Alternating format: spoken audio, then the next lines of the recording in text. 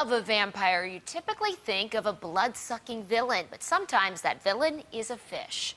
News 4's Kaylee Wendt was at the Greater Niagara Fishing and Outdoor Expo and shows us the efforts to keep an invasive fish at bay.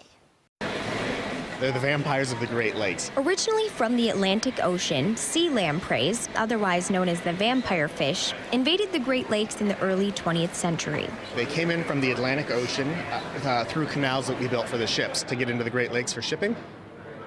They adapted to fresh water and started attacking all of our fish. Quickly, they spread, and by the 1950s, they've become the most destructive invasive species, killing every 6 out of 7 fish they attack. Each lamprey kills up to 40 pounds of fish in a 12-month period if they go uncontrolled. The way they do it is how they earned their nickname.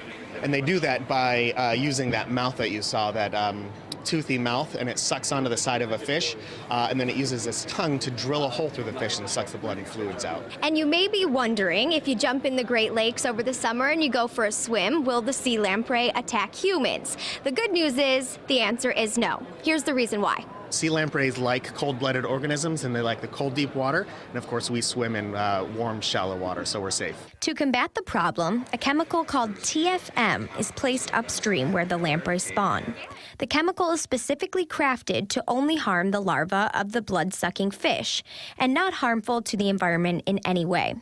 Since they started the process, the population has been knocked back 90%. It's one of the most successful invasive species programs in the world.